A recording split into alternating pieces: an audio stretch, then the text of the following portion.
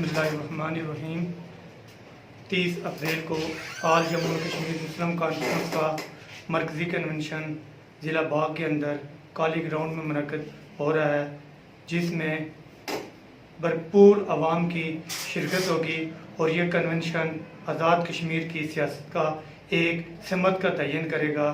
میں یہ سمجھتا ہوں کہ باغ کے اندر کالی گراؤنڈ کے اندر قدم رکھنے کی جگہ نہیں ہوگی۔ اللہ تعالیٰ کے فضل و کرم سے مسلم کانفرنس اس سے قبل بھی ایک بہت بڑی سیاسی قوت تھی، اور یہ 30 تاریخ کا جو کنونشن ہوگا یہ ثابت کر دے گا کہ مسلم کانفرنس ریاست کی سب سے بڑی سیاسی قوت ہے۔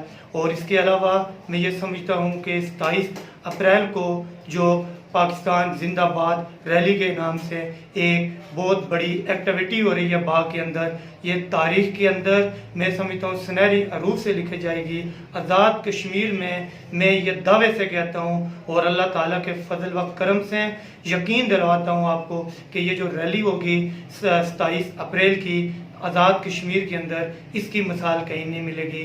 یہ تاریخ ساز پاکستان زندہ باد ریلی ہوگی۔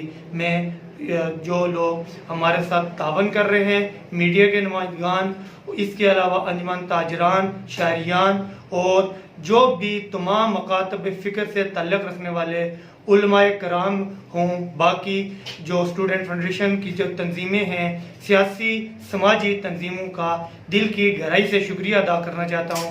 انہوں نے کشمیر بنے گا پاکستان کنونشن کامیاب بنانے میں ہماری بھرپور مدد کی۔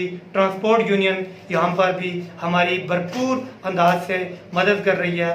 اس پر میں تمام یونینز کا شکریہ ادا کرتا ہوں۔ واخر دعوانا